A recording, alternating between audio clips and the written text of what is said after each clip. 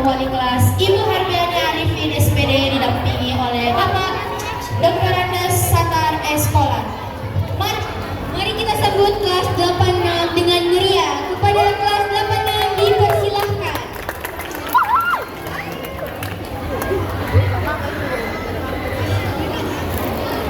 Cek.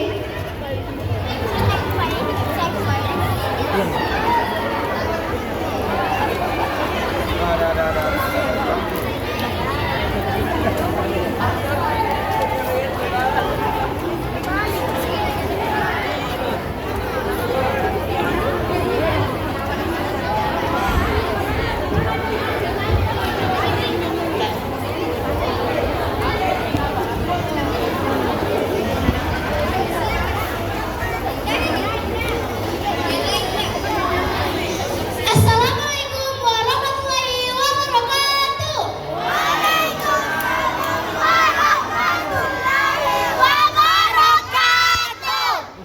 Selamat pagi. Pada kesempatan kali ini, kami dari kelas 86 ingin mempersembahkan cerita rakyat yang berjudul Nenek Malomo. Bagaimana? Penasaran tidak? Oke, untuk menghabiskan waktu dengan sebaik-baiknya, inilah penampilan dari kelas 86.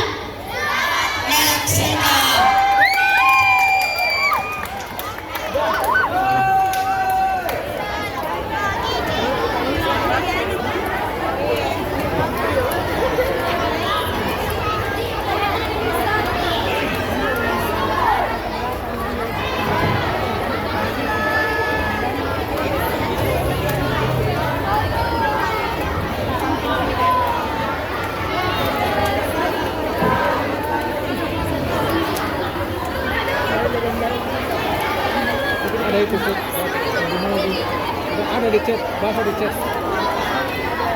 baca di chat, ada chat.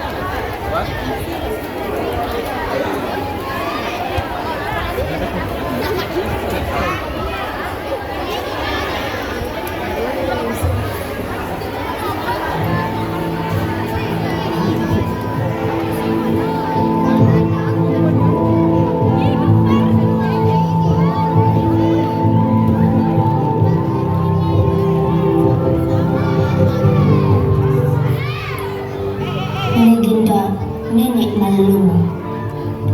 Lelaki itu dan sebatang kayu di pohon.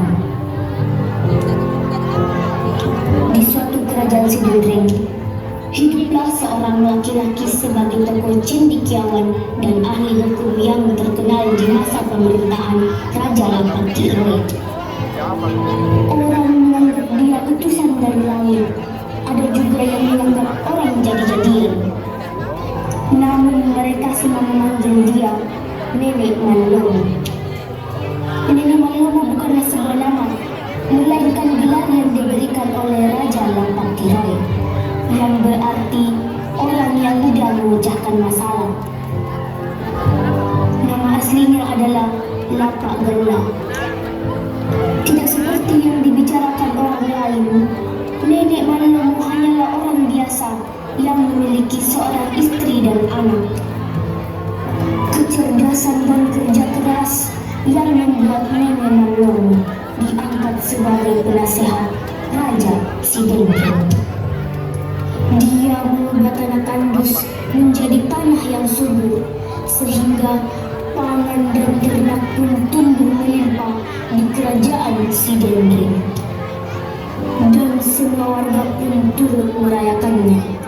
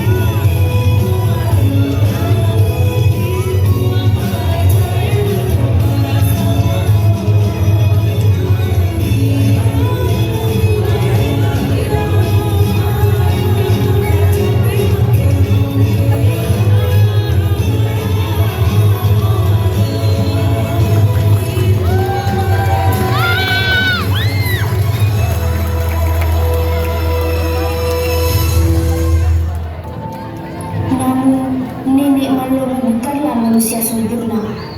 Ada sebuah kejadian di mana Nenek Malomo tak dapat mengatasi masalah dengan mudah. Ini dimulai saat panen raya dimulai. Padi yang dulunya mengeluarkan bulir beras kini layu mengering akibat kemarau berkepanjangan.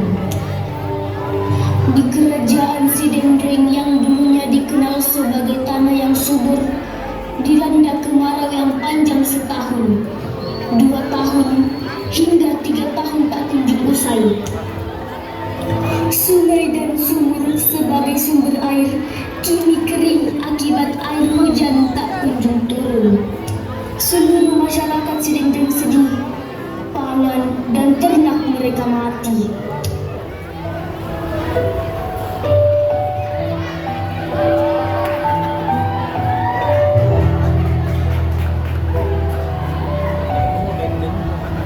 Inginlah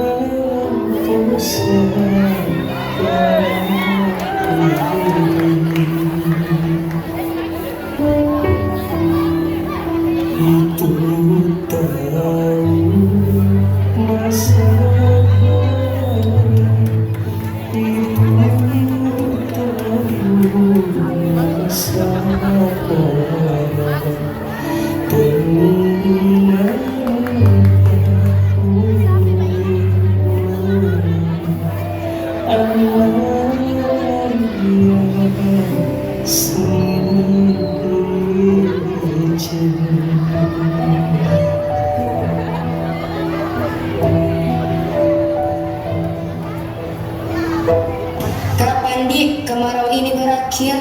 Rindu kak dengan suara hujan, rindu kak tanah yang berlumpur di pematang sawah. Saya juga setiap hari depan rumahku penuh dengan daun-daun kering. Ya Allah, semoga turun hujan supaya tidak mati kelaparan ke semua. Di rumahku tahu habis padi sejak tahun lalu. Kosong ki juga lubung padiku. Saya dengan keluarga kodok harus tak masuk hutan dulu cari umbi-umbian supaya bisa dimakan-makan sedikit kasihan. Padahal kita bukan sama biasa ini. Maksudmu? Oh, pasti ada penyebabnya begitu. Betul, ini kemarau pasti ada teguran dari kerajaan pemilik langit dan bumi. Kalau memang benar, pasti hujan turun kalau ditemukan penyebabnya. Bertahun-tahun Maki tidak pernah dikena air hujan. Bagaimana kalau pesan raja Maki? Harus kiranya cari tahu ini kemarau panjang. Tapi kan Allah yang tentukan hujan, bukan raja. Betul, hujan itu datangnya dari Allah. Tapi harus kita cari tahu penyebabnya. Kenapa lama sekali? Jadi harus kini menghadap raja. Menurut tahu ini urusan hujan, kayaknya lebih tepatnya laki-laki yang menghadap kepada raja. Kalau begitu harus diusulkan sebelum kita semua mati kelaparan. Jangan dulu, sebelum ke sang raja harus kita dulu introspeksi diri. Jangan sampai gara-gara kita jadi penyebabnya.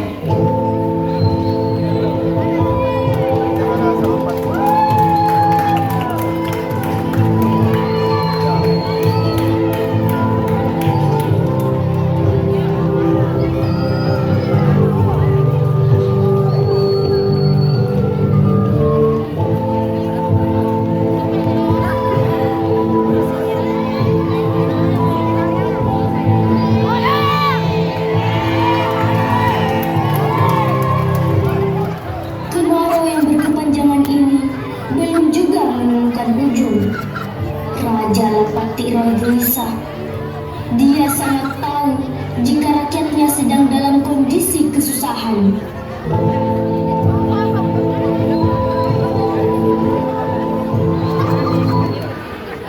Pengawal, saya harus bertemu dengan penasihat kerajaan. Baik, Bom, kami akan menjemput penasihat kerajaan.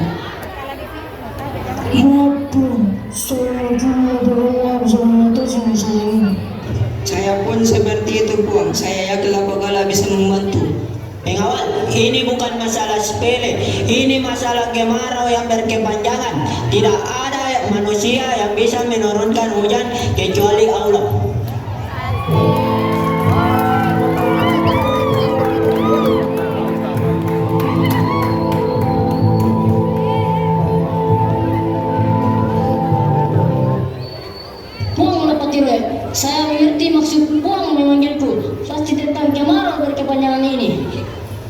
Bagaimana menurutmu Lapagala?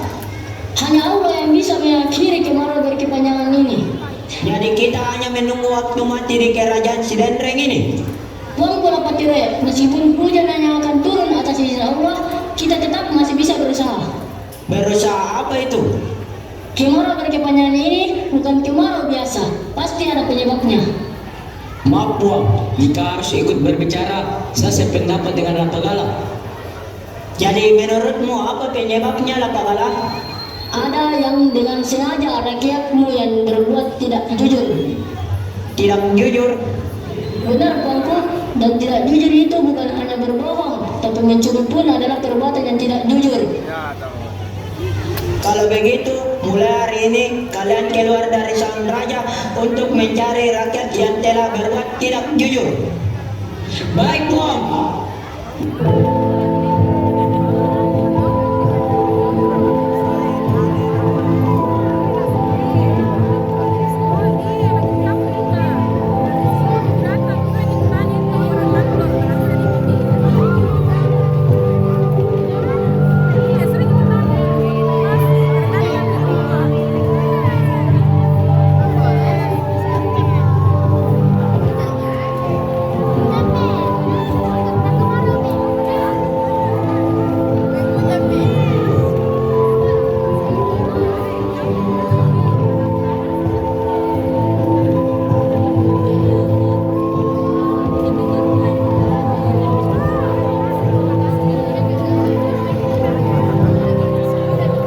Sudah bertahun-tahun sawah ini tidak menghasilkan apapun.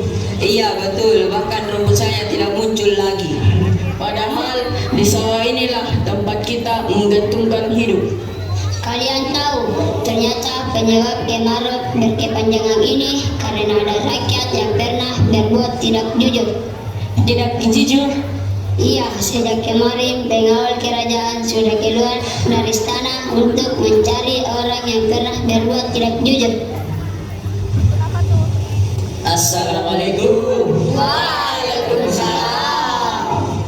Kami ditugaskan oleh Raja Lapatiroi untuk menginformasikan kepada warga bahwa penyebab kemarau panjang selama ini karena ada orang di kerajaan ini yang tidak jujur. Apakah hukuman untuk orang yang tidak jujur itu? Uang. Raja Lapatiro dan Lapagala sebagai penasihat kerajaan belum menentukan. Benar, Raja Lapatiro meminta kepada warga untuk menghadap ke saung raja jika ada yang pernah merasa berbuat tidak jujur, apakah itu mencuri ataupun berbohong. Tapi saya merasa tidak pernah berbohong ataupun mencuri. Benar, setiap habis panen kami hanya memakan hasil panen kami.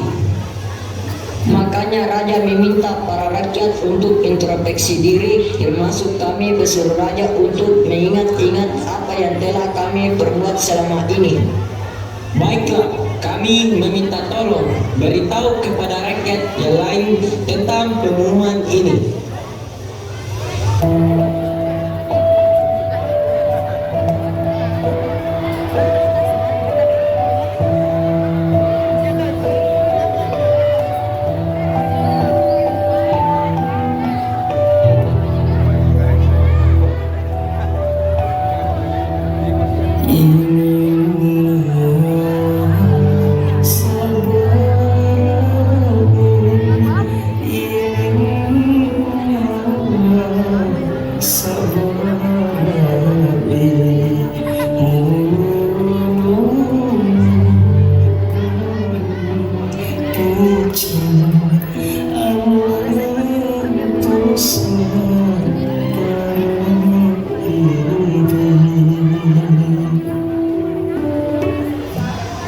Beberapa tahun yang lalu, saya pernah mengambil sebatang kayu yang bersandar di pohon.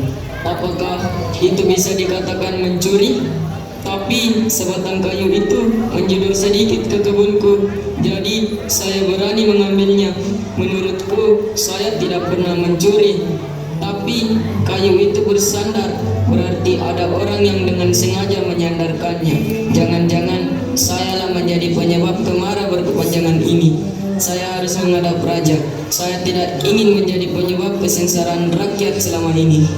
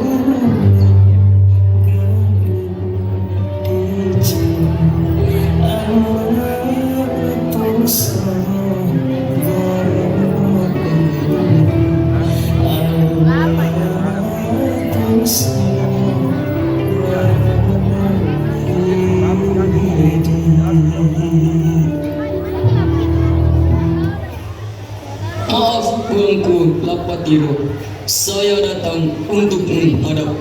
Baik, silakan berdiri. Apa yang ingin engkau laporkan? Lapagala, bukankah laki-laki ini anakmu?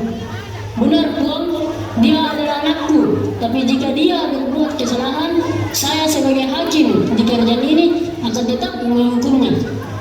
Begini Tuan, beberapa tahun lalu saya mengambil sebatang kayu yang bersandar.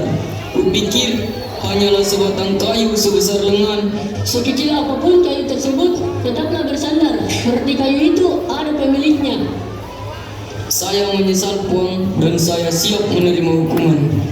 Tuanku Lapatiro, anak saya inilah penyebab kerajaan ini dilanda kemarau berkepanjangan. Dia harus dihukum mati. Apakah kau tega, Lapagala? Hukum tak mengenal anak cucu Tuan, dia tetap harus dihukum. Saya ikhlas Tuan. Saya tidak mau ayahku yang dikenal sebagai hakim yang adil di kerajaan ini rusak karena saya. Pengawal, bawa laki-laki ini keluar dari sang raja dan berikan dia hukuman. Baik Tuan.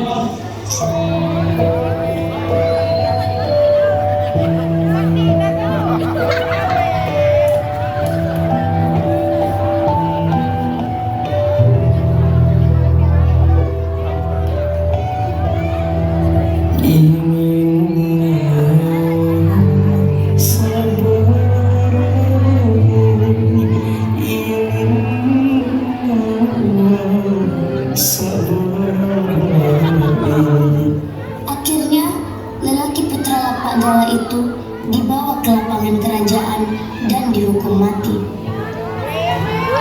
Kemudian, Lapagala yang dikenal sebagai Nenek Malomo semakin tersadar sebagai hakim yang adil dari si Dendeng. Usai hukuman mati itu, atas izin Allah, hujan pun turun dengan derasnya, sangat deras, menyapikan tanah retak, mengisi sawah ladang, mengisi sungai, dan menyuburkan kembali tanah Sejendreng Rapang. Hingga kini, Kabupaten Sejendreng Rapang dikenal sebagai Limbung Padi, Sulawesi Selatan.